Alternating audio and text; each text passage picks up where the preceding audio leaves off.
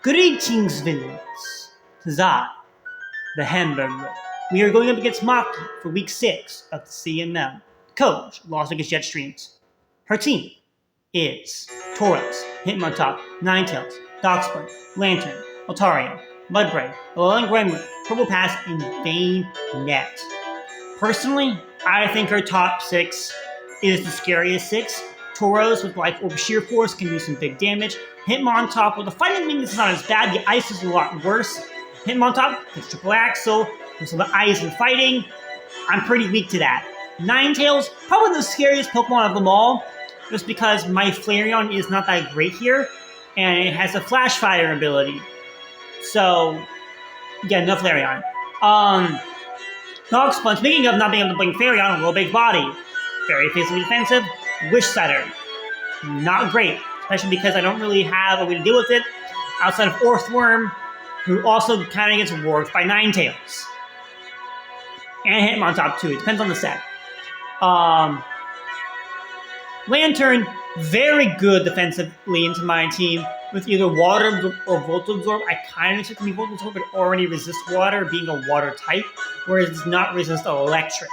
So Volt Absorb would probably be a little bit smarter for her, but I hope it's Water Absorb because it would really good. Altaria, if it does show up, I don't know if it will, because every time people have an option to bring a dragon against me, they don't. So I don't really expect Altaria, but if it does show up, I expect it to more be of a bulky pivot with like defog and roost and stuff like that. So my Hazard game is pretty good.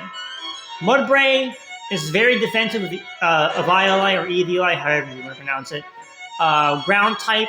I don't really fear ground, but I do fear stamina because my team has a lot of physical attackers. Alolan Grimer, not that crazy. Probopass, not that crazy. Bayonet, not that crazy. Because Probopass, I can pretty much destroy that thing with ease. Have a Floatzel, Alolan Grimer, Sand / Bayonet, Punch. So, not really freaking out about it too much. But I do, it's mainly the top 6. Maybe Mudbray for Altaria. Depends on how Maki is thinking. But it's a very obvious 6. Her team is pretty top heavy. So that does help me a lot out in the builder. Now the first Pokemon this week is Rotom. With Discharge, Air Slash Pulse, which impings with the Rocky Helmet. I don't really want to bring Willow this week because I really want, because even though, yeah, I expect Sheer Force Tauros, I'd much rather paralyze and slow it down than burn it.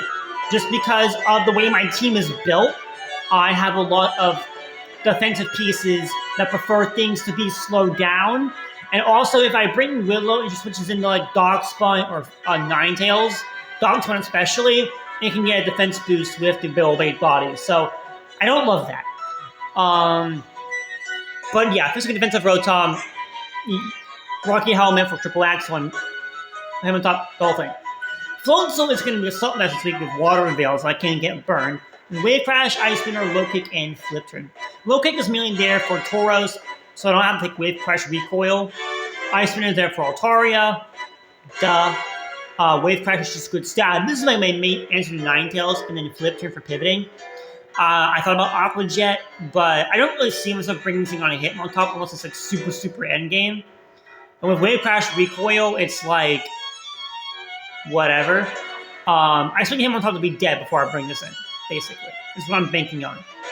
Wave Crash is good, obviously, and then Assault Vest. I was originally a Scarf, but then my front office brought to my attention that Assault Vest will let me live special hits better, as well as Tauros is not going to be Scarf. It's going to be Sure Force Life 4, but it almost always is. The only other Pokemon that is likely to be Scarf is Hitmontop, which, why would it be? It has good priority. So, yeah. Assault Vest Floatzel it is. Next up is McFry is the Sand Slash. Staying with Sand Rush, Earth Kick, Rock Slide for Altaria, Rapid Spin to remove hazards. Very offensive. The 44 is million to outspeed Hitmontop prior to setting up. Because Hitmontop's base 70, Sand Slash is base 65. We're going to need that speed investment to outspeed it and get Sandstorm up with relative ease. But I really can't sit up in front of Hitmontop because of triple axle. So it's mainly like I've ran through Sandstorm. Hitmontop comes in. I can't get it back up, so I just roll up Earthquake and try to kill it. And I need the life orb boost, otherwise I'm not getting as many KOs as I would like. So I need the life orb too. Next up is Leafeon. Classic Wish the Poor with Lumberry, just to make sure I can at least avoid paralysis or getting burned at least once.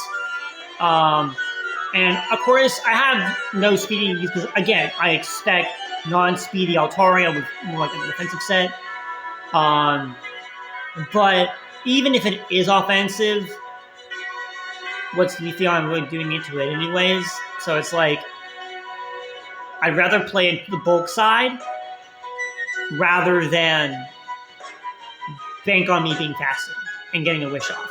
You know, stuff like that. Next up is, of course, Assault Vest Grumpig. Again, with 4 speed to outspeed a defensive Altaria. Max bulk, max special attack. Well, max HP, max special attack, I should say. With Thick Fat to take ice hits and fire hits better. With selecting Earth Power, Power Gym, and Energy Ball. It's just the overall best coverage into her team. And Grumpig actually has a decent matchup here. So, hopefully Grumpig can at least do something. That would be nice, because it hasn't really done anything all season. It's actually been a pretty big letdown. So, hopefully Grumpig can redeem itself. And of course, the last Pokemon is weirdly Ariados. I almost put Orthworm here, but if I did, you would have seen it earlier. We have Ariados off the bench with the Sniper and Focus Ash, Toxic Thread, Poison Jab, Knockoff, and Sticky Web. Sticky Web is more of like a luxury than like I need to set it up. But Toxic Thread is the main reason why it's here. To get a poison off on something and slow it down. Because Toxic Thread, what it does is it poisons the opponent as well as lowers their speed. So it's a good way to get it in, slow something down and poison it, and chip them down over time. Like the Altaria, the Ninetales, the Hitmontop. Those are the main ones. Mudbray too if it shows up. But it's either going to be Mudbray or the Altaria. Dogspun too, I guess, in some capacity. It's mainly going to be Ninetales and Dogspun that I'm going to want to poison. Hitmontop I can hit pretty well on the physical side. Tauros I can bring. It pretty much comes in, gets a kill for free, but if I can pretty much, kill it, I guess Lantern too. Lantern too would be nice to poison as well. Chip it down over time, because again, Lanterns are a pretty big threat to my team.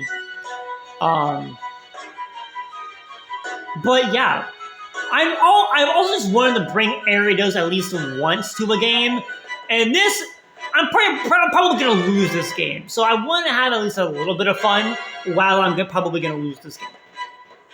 And Ariados provides that. So we're going to have a little bit of fun this week with the Ariados.